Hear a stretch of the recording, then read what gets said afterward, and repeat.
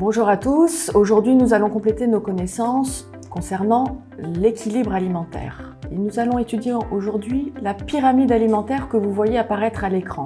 Alors de quoi s'agit-il? Eh bien cette pyramide a pour but de regrouper en un schéma tous les aliments que vous pouvez manger sur une journée ou sur une semaine, de les classer par catégorie et surtout de les regrouper par ordre d'importance. Nous allons la regarder et la comprendre ensemble. Si vous regardez ce schéma, il s'agit d'un triangle dont la base va regrouper les éléments que l'on peut consommer en plus grande quantité.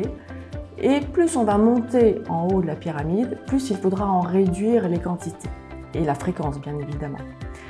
En bas de la pyramide, vous le voyez, va s'afficher l'activité physique, puisque l'activité physique doit faire partie de nos activités quotidiennes, que ce soit la marche, la course, un sport endurant, un sport plus musculaire, quel qu'il soit, mais une activité physique quotidienne.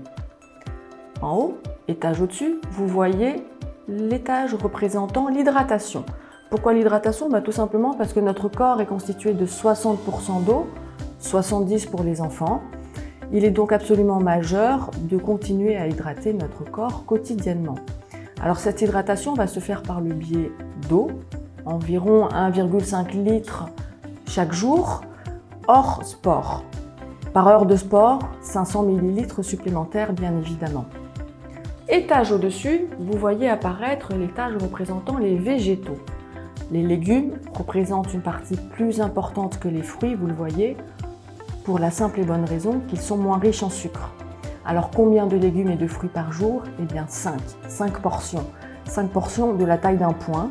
Ça va représenter à peu près 3 portions de légumes pour 2 portions de fruits.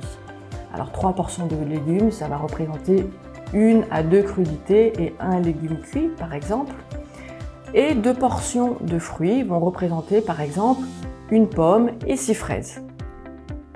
Étage au-dessus, vous retrouvez les féculents qui vont nous apporter de l'énergie. Alors ces féculents vont regrouper bien évidemment les pommes de terre, le riz, les pâtes, le quinoa, mais aussi les légumineuses, les légumes secs et aussi bien évidemment le pain qui fait partie de cette catégorie. Nous passerons d'ailleurs une vidéo spécifique relative au pain qui a souvent mauvaise réputation. Étage au-dessus, ce sont les produits laitiers qui vont nous apporter des protéines d'origine animale. Et à côté, vous avez les viandes, les volailles, les poissons, les œufs, les crustacés. Ces deux catégories alimentaires, les produits laitiers et les viandes, les volailles, se retrouvent au même niveau puisque ce sont des aliments d'origine animale. Ils vont être notre source principale en protéines de bonne valeur biologique. Ils sont à consommer quotidiennement, mais vous le voyez, ils sont plutôt en haut de la pyramide. Ils sont donc à consommer en quantité plutôt limitée. Plutôt 1 à 2 fois par jour pour les viandes, les volailles. Et pour les produits laitiers, 2 à 3 par jour pour un adulte, 3 à 4 pour un enfant. On continue à monter dans la pyramide alimentaire, on arrive à l'étage des matières grasses.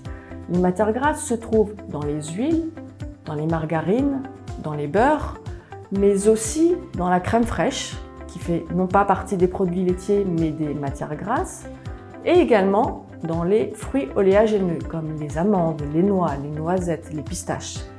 Alors, ces matières grasses sont indispensables pour notre organisme, nous l'avons déjà vu, mais pas en quantité illimitée, nous l'avons vu également, puisque en excès, elles vont représenter un apport trop important dans notre apport énergétique.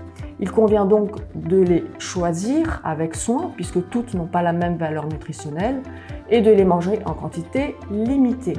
C'est la raison pour laquelle elles se trouvent plutôt dans les étages supérieurs de la pyramide alimentaire. Nous arrivons au dernier étage de la pyramide. Vous le voyez, cet étage est un petit peu particulier, il est séparé. Pourquoi est-il séparé? Eh bien tout simplement parce que cet étage n'est pas indispensable. On regroupe dedans tous les aliments qui ne sont pas indispensables à notre alimentation, mais qui sont là pour nous faire plaisir.